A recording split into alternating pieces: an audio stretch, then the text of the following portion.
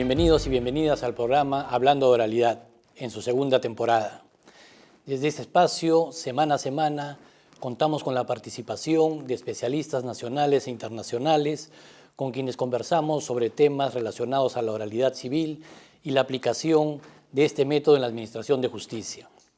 Hablando de Oralidad es transmitido a través de Justicia TV, el canal del Poder Judicial. En esta oportunidad nos visita el doctor Renzo Cavani Brain, profesor ordinario asociado de la Facultad de Derecho de la Pontificia Universidad Católica del Perú, magíster por la Universidad Federal de Río Grande del Sur, Brasil, con estudios de doctorado en la Universidad de Girona, España. Fue miembro de la Comisión de Revisión del Código Procesal Civil, conformada por el Ministerio de Justicia y Derechos Humanos. Es conferencista, consultor jurídico y árbitro.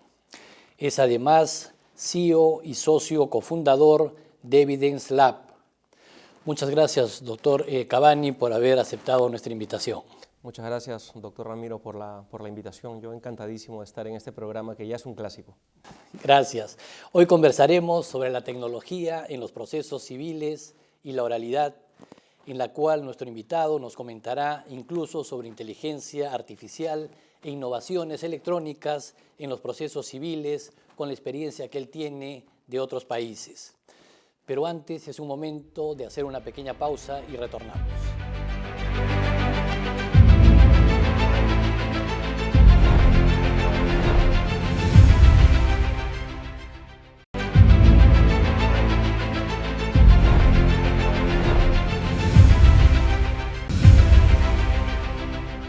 Continuando con el programa Hablando de Oralidad, doctor Cavani, para iniciar esta entrevista quisiéramos que nos comente respecto a la postura frente a la oralidad civil.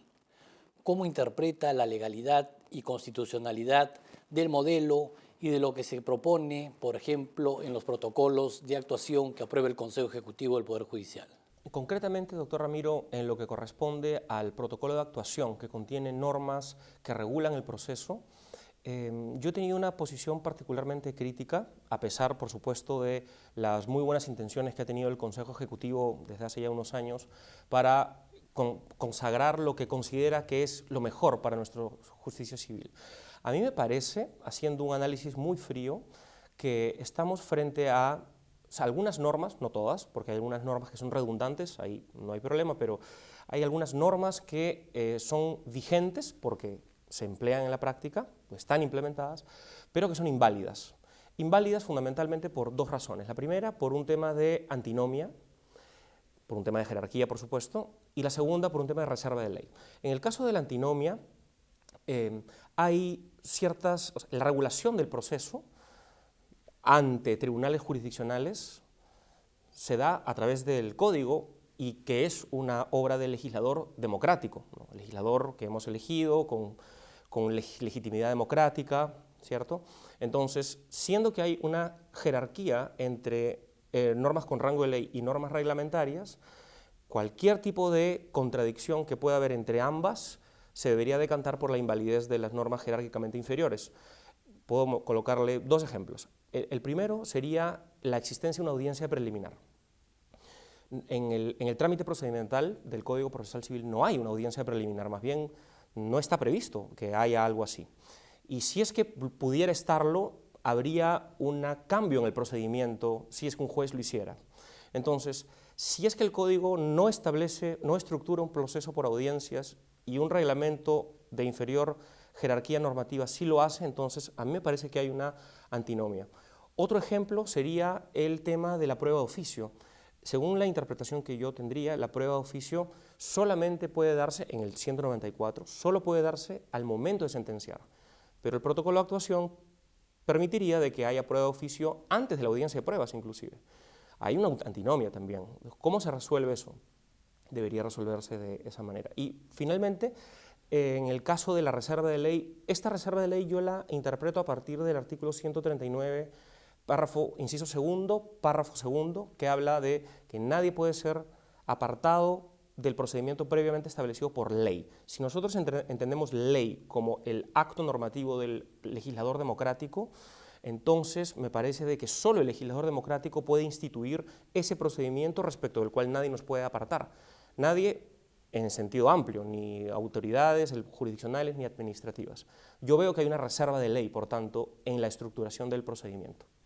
Doctor Cavani, el Código Procesal Civil que se promulgó en 1993 era un código por audiencias con oralidad, ¿no? Después fue modificado el año 2008 y lamentablemente se suprimió la audiencia de conciliación, la audiencia de saneamiento y únicamente quedó la audiencia de pruebas, con lo cual hemos regresado prácticamente a un proceso escrito como lo teníamos en 1852 o en el Código de Procedimientos Civiles de 1912. Este proceso escrito ya no da para más. Creo que usted no me va a dejar mentir que los resultados son terribles. No podemos lograr una administración de justicia célere a través de este proceso escrito, y menos aún poder aplicar nuevas tecnologías en un proceso que se tramita totalmente desordenado y es engorroso. Es por eso que los jueces civiles tomamos esta iniciativa para mejorar nuestro proceso y hacerlo mucho más eficiente. Usted intervino en el proyecto del nuevo modelo del nuevo Código Procesal Civil, y este modelo también toma la audiencia preliminar, que es lo que se viene aplicando en la mayoría de países de la región. Entonces, obviamente no tenemos una norma específica que establezca en el Código la audiencia preliminar, pero sí tenemos principios constitucionales y legales que lo permiten. La concentración de actos procesales, la transparencia, la celeridad, que el juez pueda citar a las partes para ver si hay posibilidades de una conciliación, un arreglo armonioso. Entonces, lo que hemos hecho es interpretar estos principios para poder adecuar nuestro proceso y ser más eficientes. Es más, le cuento que el Poder Judicial ha presentado ya un proyecto de ley para que, mientras no se apruebe el nuevo Código Procesal Civil, pueda modificarse el código para instaurar ya en forma definitiva la audiencia preliminar. Entonces, no estaría convalidada esta falta de previsión expresa, ¿no?, en el código, con la aplicación de los principios constitucionales y legales que sí permitirían, ¿no?, la aplicación de una audiencia preliminar. Sí, ese argumento me parece bastante importante. Por supuesto, esto que yo le comento, más allá del tema de la reserva de ley, doctor Ramiro, tiene un argumento que también tiene un peso importante en el sentido de lo que podríamos denominar argumento democrático. O sea,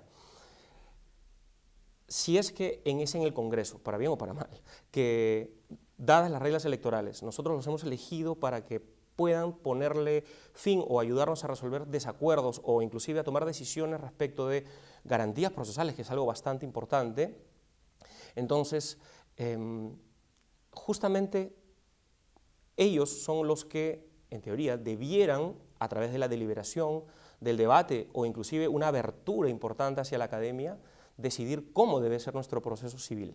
Por ejemplo, sí se puede atribuir bastantes problemas al proceso escrito. Yo creo que hay otros fuera de la escrituralidad, pero por supuesto que se puede conversar. No obstante,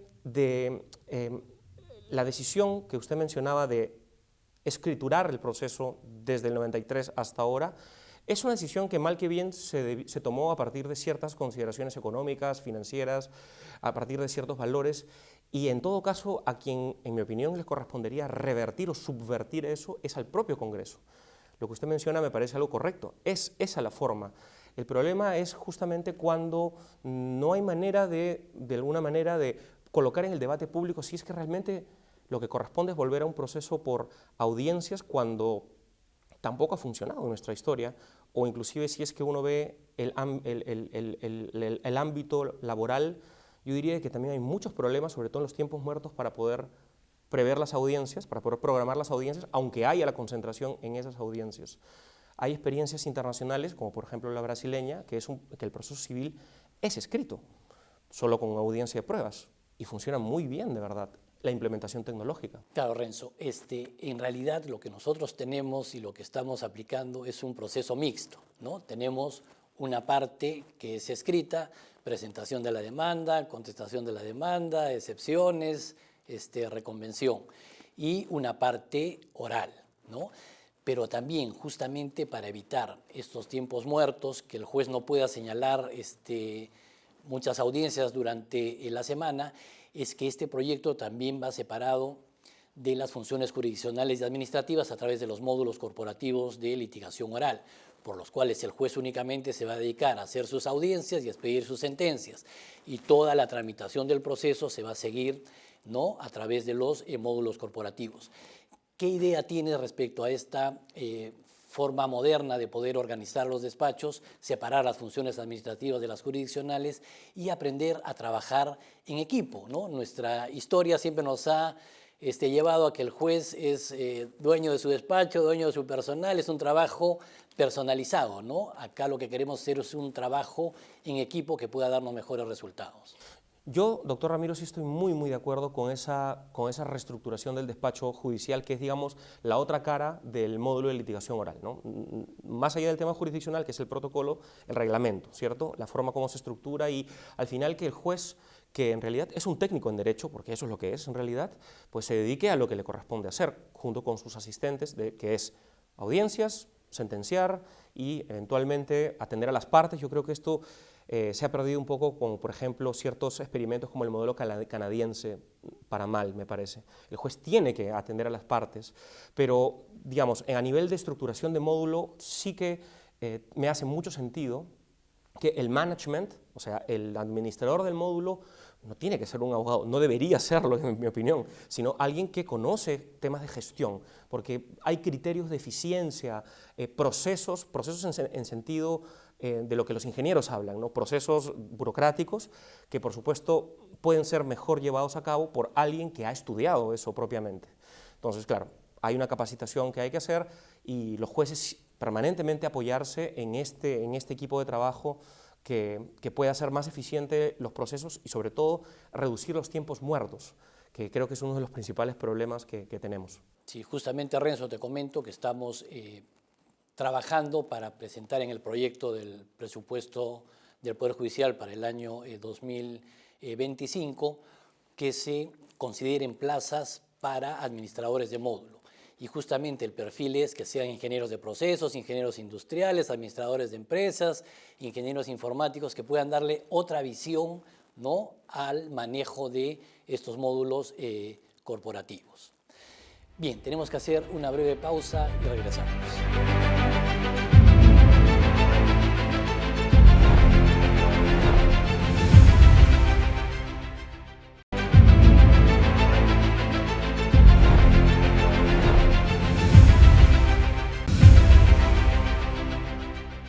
Bien, ingresando al campo de la tecnología, sobre la base de su experiencia en innovaciones tecnológicas vinculadas a los procesos civiles, ¿cuán importante considera la implementación del expediente judicial electrónico, ¿no?, y de la inteligencia artificial en los procesos civiles?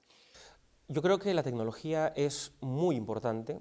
Por supuesto, hay muchos debates sobre cómo usarla, pero creo que el Perú ha mostrado una experiencia en gran medida exitosa con la implementación del expediente judicial electrónico, no solo para la tramitación de procesos de conocimiento, sino, yo diría, fundamentalmente para la ejecución, que, como sabemos todos, son procesos escritos.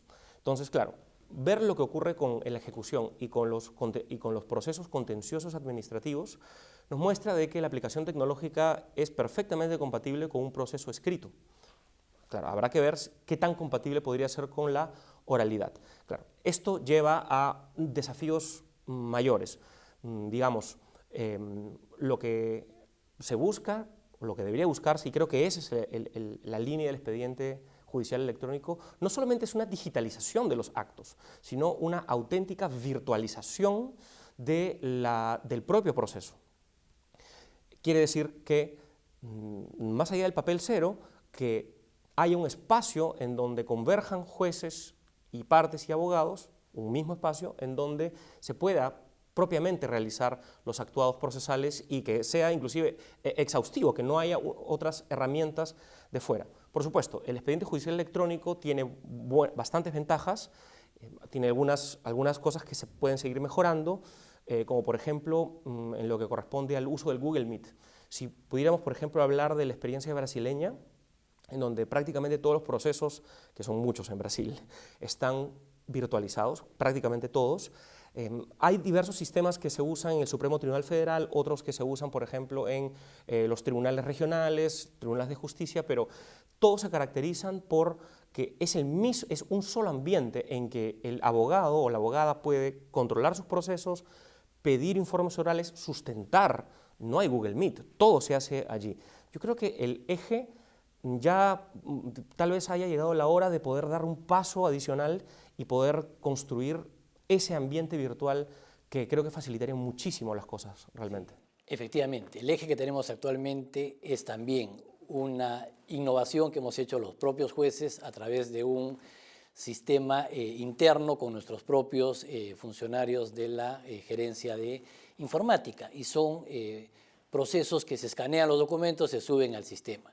Pero estamos trabajando en un proyecto grande con el Banco Mundial y el Banco Interamericano de Desarrollo para desarrollar un proceso, mejor dicho, un expediente judicial electrónico penal y no penal totalmente digitalizado, acorde con los requerimientos que está haciendo la OCDE para que el Perú pueda ingresar, ¿no?, a este grupo de economías desarrolladas y poder mejorar sus sistemas, y también acorde con la transformación digital del Estado peruano, ¿no? Entonces, este nuevo expediente judicial electrónico sí va a contar con muchas más herramientas y va a ser un proceso totalmente digital desde el inicio de la demanda.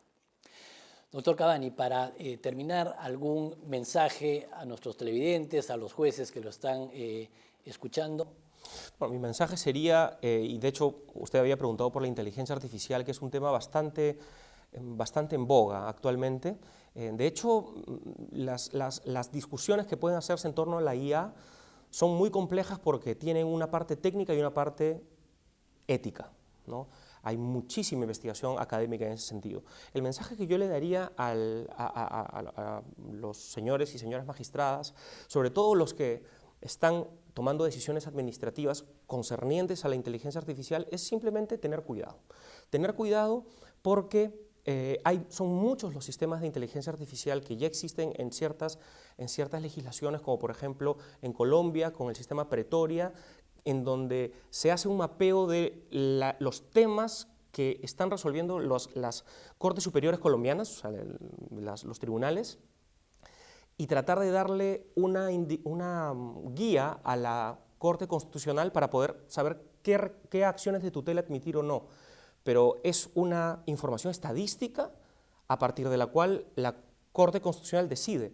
Esto ya es complicado. Hay un salto lógico entre, por ejemplo, predicciones probabilísticas y razones para decisión. No creo que Pretoria sea el modelo a seguir. Víctor, por ejemplo, en el Supremo Tribunal Federal ya trabaja de una manera diferente, ya trabaja con sentencias, o mejor, con resoluciones, autos, si se quiere, del propio Supremo Tribunal Federal para poder identificar y darle respuestas sobre qué recursos admitir o qué recursos no admitir. Ahí trabajan con Machine Learning. Ya no es un tema estadístico, está mucho mejor. Víctor es un programa muy interesante a seguir. Sea como fuere, hay que, creo, salir de esta idea de que podría haber algún tipo de reemplazo de la labor de sentenciar de los jueces. Eso no existe en ninguna parte del mundo, y además a nivel ético creo que tampoco debería ser admitido una auténtica decisión automatizada. No se puede delegar la administración de justicia. No se puede delegar la administración de justicia. No en la sentencia, pero por ejemplo, pensemos en, ¿se podrá instaurar un sistema de inteligencia artificial que dé respuestas automatizadas a pedidos de copias certificadas? Bueno, ahí no habría problema, pero habría que ver, por ejemplo, cómo funciona el sistema, comunicar a los usuarios cómo es que funciona, y enseñarles cómo es que se trabaja, y sobre todo, yo diría sobre todo, poder tener amplios diálogos sobre qué tipo de inteligencia artificial es la que se quiere y cuál es la que es posible implementar. Como le digo, hay problemas éticos que van desde problemas éticos muy fuertes a problemas éticos que ya no es algo tan problemático, pero por supuesto, esto va a depender de a dónde es que se quiere apuntar en esos términos por parte del Consejo Ejecutivo. Bien, muchísimas gracias, doctor Cavani, por esta interesante entrevista que nos ha ayudado un poco a conocer, ¿no?, las nuevas tecnologías que vienen aplicándose en otros países, ¿no?, como la inteligencia artificial. Nos despedimos, no sin antes invitarlos a acompañarnos en este programa, hablando de oralidad, los días martes a las 10 de la noche.